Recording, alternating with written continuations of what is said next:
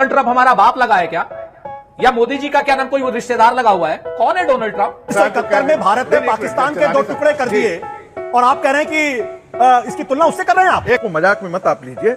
मैं जानता हूं कि आप कांग्रेस के प्रवक्ता ज्यादा हैं, पत्रकार कम हैं। एक मिनट, आतंकवाद के लिए अगर हमको फिर से ऑपरेशन करना पड़ा तो ऑपरेशन सिंदूर जारी रहेगा। ऑपरेशन सिंदूर जो हमारी मां बहनों ने। नमस्कार दोस्तों, आज की इस बेहद गर्मा गर्म बहस में आप सभी का बहुत ही स्वागत है, जहां आमने सामने है विवाद पत्रकार आशुतोष, राजनीतिक विश्लेषक संगीत रागी और कांग्रेस प्रवक्ता सुरेंद्र राजपूत। आज की बहस बहुत ही तीखी और सवाल सीधे सत्ता के सीने पर होने वाले हैं, तो जुड़े रहिए क्योंकि ये सिर्फ डिबेट शोर नहीं, सोच की टकरार है। तो आइए शुरू करते हैं। भारत इसको मानेगा कि नहीं मानेगा? सुनील राजपूत, कांग्रेस कह रही है कि न्यूट्रल कंट्री में जाकर हम बात नहीं करेंगे, लेकिन इससे पहले जब सरकार यूएन जा चुकी है मामले सुलझाने के लिए, अब आपकी भूमिका बदल गई है कांग्रेस पार्टी की?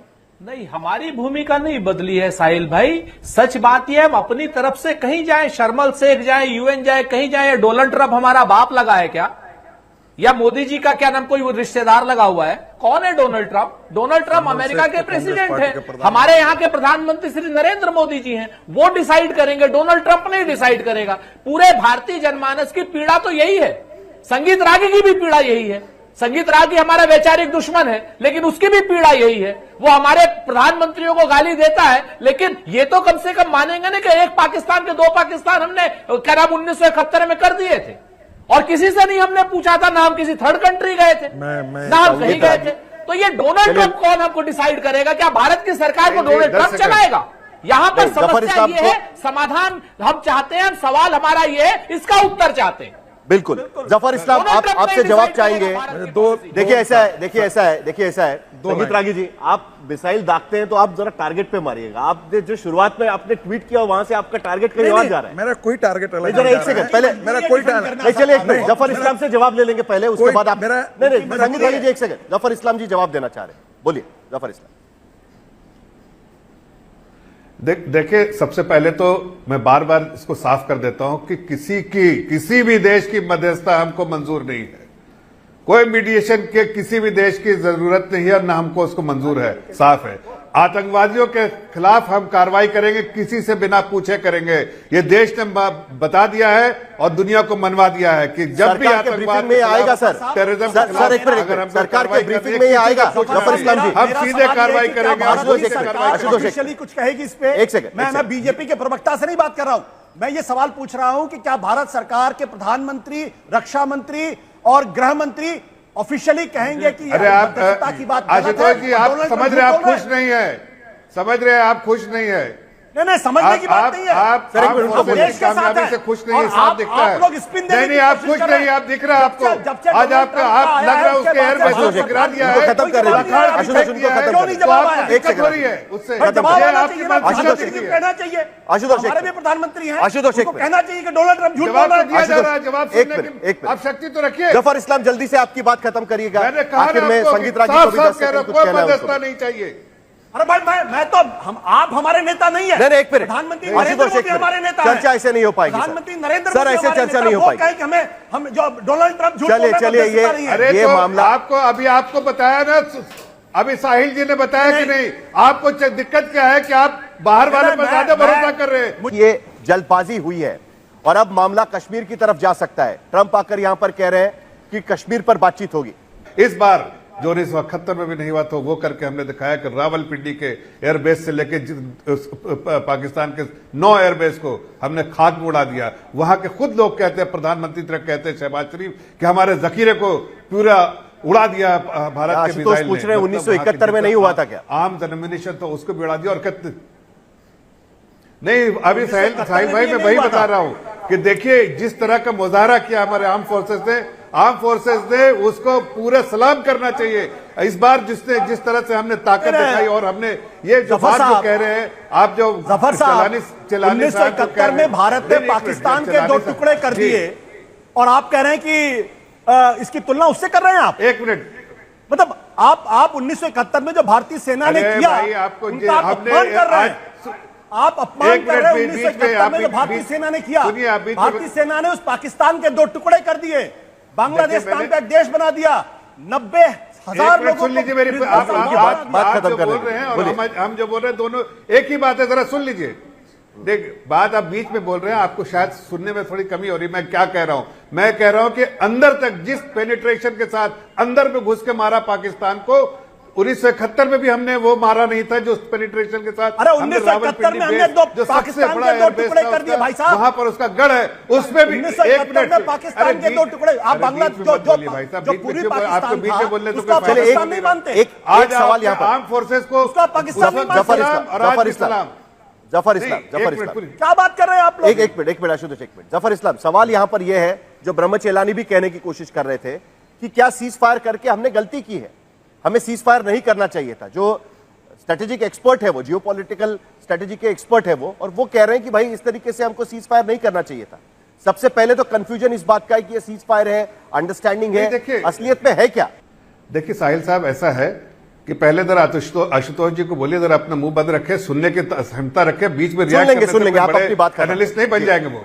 मेरी बात पूरी कंप्लीट होने दीजिए, उसके बाद उसका आपको समझ में आएगा क्या बोल रहा हूं। मैं कह रहा हूं कि मैं आर्म फोर्सेस की तारीफ कर रहा हूं इसलिए कि उन्होंने इस तरह से अंदर घुस के मारा है। दूसरी तरफ मैं कह रहा हूं, जो आप सवाल कर रहे हैं, एक समझौता है, एक अंडरस्टैंडिंग है, लेकिन हमारा जो स्टैंड है वो बिल्कुल क्लियर है। आतंकवाद के खिलाफ हमारी लड़ाई है, लड़ाई थी और लड़ाई जारी रहेगी।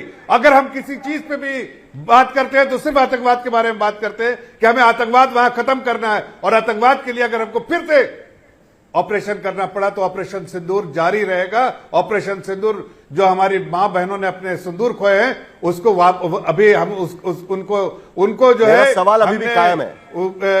मार के लोगों को, गुनाहगारों को मारा है और उनको उसका हिसाब दिया है, लेकिन हम ये जारी रखेंगे और ये सिर्फ समझौता है। तो सीज फायर से आप खुश हैं या आपके कुछ और सवाल इसके साथ खड़े होते?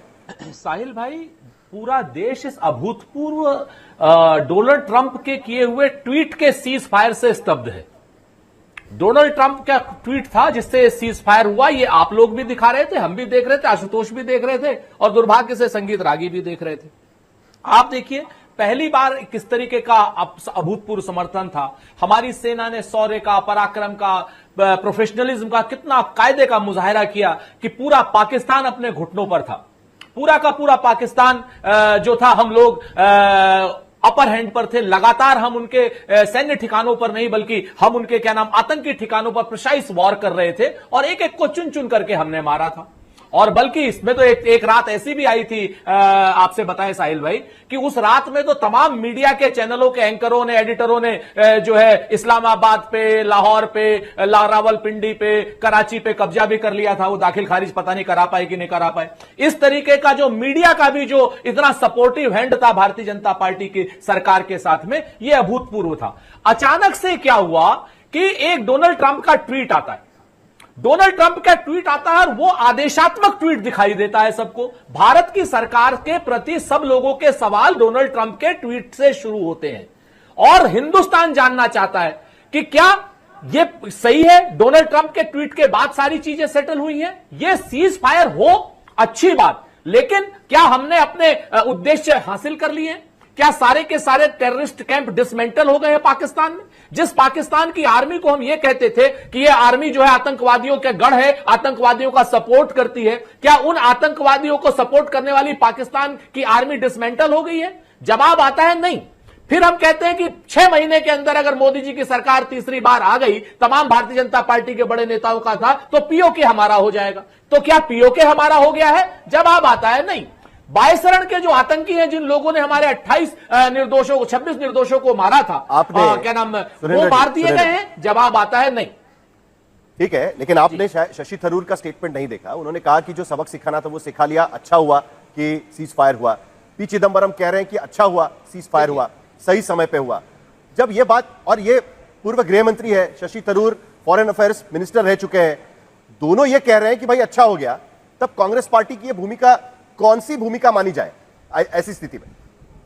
नहीं, दो चीजें बड़ी साफ है। कांग्रेस पार्टी की भूमिका हम पहले वॉर के तुरंत बाद स्पष्ट कर चुके हैं कि हमारी CWC की जो वो है और रेजोल्यूशन है, वो हमारी भूमिका स्पष्ट है। हम सेना की बात कर रहा हूं मैं, हम सरकार के साथ में हैं।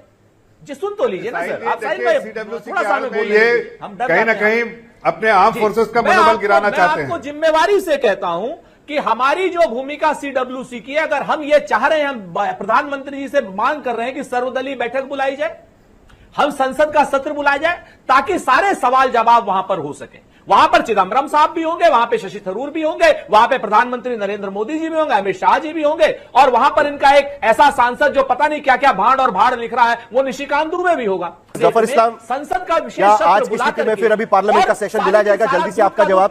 संगीत रागी भी इंतजार कर रहे हैं कब से यहां पर, जल्दी से आपका जवाब पहले कि क्या विपक्ष की मांग पूरी होगी, क्योंकि इससे पहले 2 बार आपने ऑल पार्टी मीटिंग बुलाई थी, ब्रीफ किया था बाकायदा मीडिया अपोजिशन पार्टीज को, तो अब उनकी मांग है कि जरा बताइए कि असल में हुआ क्या है, क्या पाया हमने, क्या खोया?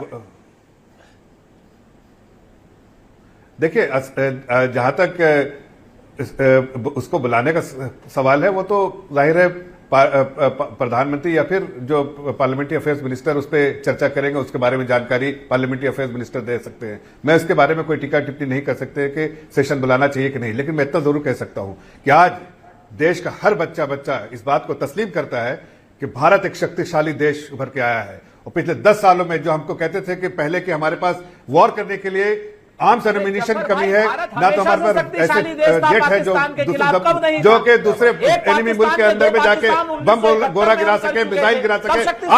आज जो है वो पूरा दुनिया देख चुका है कि भारत एक शक्तिशाली देश है। लेकिन कुछ पॉलिटिकल पार्टीज है आज इस पे भी राजनीति करना चाहते हैं। आर्म फोर्सेस को सलाम करने के बजाय राजनीति करने का कोशिश कर रहे हैं। ये राजनीति करने का समय नहीं है। जब एनिमी कंट्री घुटने टेक चुका है, पाकिस्तान घुटने पे है, उससे डीजीएमओ की तरफ से फोन आया, हमने किसी को अप्रोच नहीं किया, उसने सारे दुनिया को अप्रोच किया होगा, लेकिन हमारे को अप्रोच करके हाथ जोड़ के डीजीएमओ का फोन आया कि हमें सीज फायर चाहिए। हमने कोई सीज फायर की मांग नहीं की, हम तो उसके एयरबेस को उड़ा दिया, हमने उसके ठिकाने को उड़ा दिया, हमने उसका एम्यूनिशन उसको उड़ा दिया, हमने सवाल आगे बढ़ाने से पहले जफर इस्लाम, अभी भी सवाल इस बात का बाकी है कि सीज फायर है या ये पॉज है, ये सिर्फ विराम है, या ये सीज फायर है या नहीं है, इसको लेकर अभी भी सवाल है। संगीत रागी भी यहां पर बैठे हुए हैं, उनका भी ट्वीट मैंने देखा, अभी जिक्र कर रहे थे वो थोड़ी देर पहले, वो भी आहत थे जब सीज फायर की बात सामने आई थी। ब्रह्मचेलानी को भी आपने सुना, संगीत रागी, आपको लगता है कि सही हुआ है और सरकार की तरफ से जो कहा जा रहा है? देखिए साहिल, 2-3 बातें मैं कहना चाहता हूं, थोड़ा सा समय दे दीजिएगा, आज मिन्नत कर रहा हूं आपसे।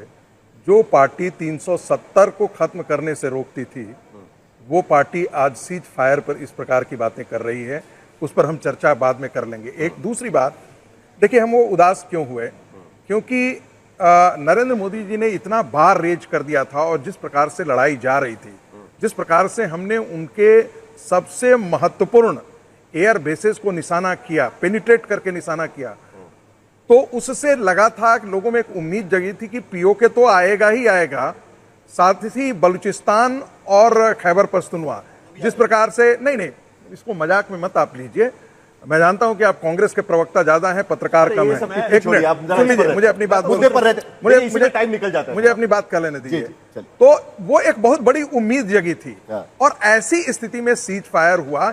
इस कारण मुझे थोड़ा सा कष्ट हुआ, दुख हुआ, अफसोस हुआ, काश हम बलूचों को ये कर लेते। लेकिन अब आते हैं कि क्या अचीव किया या नहीं किया, या नरेंद्र मोदी ने सबक सिखाया या नहीं सिखाया। पहली बात थी कि जो लोग इस टेररिज्म के एक्टिविटी में शामिल थे, हम उनकी मिट्टी में मिला देंगे, इसमें तो कोई दो राय नहीं है। कांग्रेस पार्टी भी मान रही है कि हम जा करके अंदर तक पेनिट्रेट करके मारे। दूसरा दिन जब उन्होंने ड्रोन अटैक किया तो और ज्यादा जोर से मारे। तीसरा दिन जब शाम में फिर अटैक किया तो उनके हमने बेसेज उड़ा दिए, मिलिट्री बेसेज, एयर बेसेज उनको उड़ा दिए हम लोगों ने, और जाकर के तब जाकर के पाकिस्तान कराहते हुए ट्रंप के पास गया या जिसके पास गया। मैं कहता हूं कि जो टारगेट था वो तो पूरा हुआ, तो मायूस क्यों हो रहे थे? नहीं, मैं मायूस था क्योंकि हमें दिल मांगे मोर वाली स्थिति थी। हम अपनी बात कह लेने दीजिए, इसके बाद आप बोल लीजिएगा। साहिल, जहां तक थर्ड पार्टी की बात है, 1971 के बारे में भी बात करें सर, अभी की बात करते हैं। नहीं, बस एक लाइन से जोड़ देना उन्होंने किया था सब। नहीं, एक ये भी जोड़ देना चाहता हूं। 1971 के बारे में जरा रेज किए। 1971 में आपके साथ एक एग्रीमेंट था रसिया का, आप अकेले नहीं लड़ रहे थे, एक बैकिंग पावर साथ थी। आज नरेंद्र मोदी ने अकेले लड़ा है, सुपरमैन है। समझ रहे कि नहीं? सुपरमैन नहीं, क्योंकि आप कांग्रेसी पत्रकार हैं तो आपको दिक्कत होगी, आपको दिक्कत होगी, आपको दिक्कत होगी, आप परेशान हैं। एक मिनट सुन लीजिए मेरी बात, सुन लीजिए, परेशान है प्रधानमंत्री कहते हैं वो आज भी हिम्मत नहीं किया, शर्म नहीं आती है, शर्म नहीं आती है।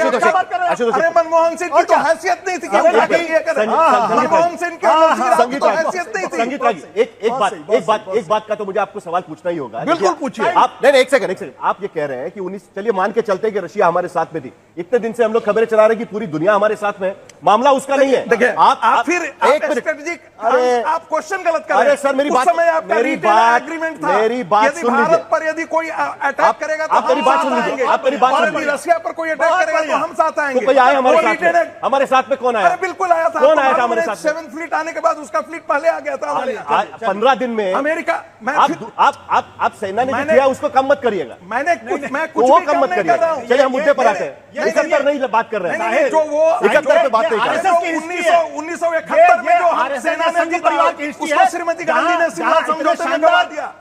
श्रीमती गांधी ने बेच दिया देश को। आज तो मैं फेडर भी डाउन नहीं कर बेच दिया देश सकता, को। आज तो मैं फेडर भी डाउन नहीं कर सकता। जरा एक मिनट, जल्दी से आपकी बात मुझे 1971 में सेना ने जीता था ना। एक सेकंड, तीन चीजें महत्वपूर्ण है। ओके, नहीं, समझौते के टेबल पर तो श्रीमती गांधी ने तो बेच दिया। एक मिनट, संगीत रागी जी, साहिल, तीन चीजें मुझे बड़ी सचदेवा जी महत्वपूर्ण के पास भी जाना है, जल्दी से आशा। मैं ये कहता हूं कि अमेरिका के राष्ट्रपति ने खुलकर कहा है कि उन्होंने मीडिएशन किया है, खुलकर कहा है। मार्को रूबियो ने खुल के कहा है, उनके विदेश मंत्री ने। भारत सरकार की तरफ से क्या प्रधानमंत्री जी, क्या भारत के विदेश मंत्री, अभी तो खबर आई ना सर, अभी तो खबर आई ना, अभी तो बोला ना उन्होंने। सुनिए मेरी बात। ऑफिशियल अरे सुनिए एक मिनट, आप बीच में मैं पूछ रहा हूं, आप बीच में बोले, आप बीच में गलत बात, बोलिए जल्दी। गलत बात। मैं ये जो सूत्रों के हवाले से खबर चल रही है, मैं इन सूत्रों के हवाले से खबर को नहीं मानता हूं। प्रधानमंत्री अमेरिका के राष्ट्रपति ने ऑन रिकॉर्ड कहा है, तो भारत के प्रधानमंत्री, भारत के विदेश मंत्री, भारत के रक्षा मंत्री, भारत के गृह मंत्री को खुलकर कहना चाहिए कि अमेरिका ने कोई मीडिएशन नहीं किया है। डोनाल्ड ट्रंप अमेरिका के राष्ट्रपति झूठ बोल रहे हैं, ये कहना चाहिए। रविंद्र सर, क्यों नहीं कह रहे? सूत्रों के हवाले से खबर क्यों आ रही? दूसरी बात, आप कह रहे हैं डीजीएमओ, ये तो और खतरनाक बात है। यानी भारत के यहां के डीजीएमओ का यहां फोन आएगा और युद्ध खत्म हो जाएगा। इसका मतलब भारत की जो पॉलिटिकल लीडरशिप है उसका कोई योगदान। आखिर में सीज फायर तो डीजीएमओ की आपसी बातचीत में ही होता है, हॉटलाइन तैयार की जाती है। ये डेंजरस बात, ये 2021 में भी हुआ था, 2003 में भी हुआ था। ये डेंजरस बात इसलिए है। दोस्तों, आपने देखा सवालों की बौछार, जवाबों की लड़ाई और विचारों का टकराव। आपकी इसके बारे में क्या राय है, कमेंट में जरूर बताइए। अगर आप सभी को वीडियो पसंद आया हो तो लाइक कीजिए, शेयर कीजिए और चैनल पर नए हैं तो सब्सक्राइब करना ना भूलें, क्योंकि यहाँ आपको मिलेगी राजनीति की असली तस्वीर बिना किसी एजेंडे के। मिलते हैं अगले डिबेट में, तब तक के लिए जय हिंद, धन्यवाद।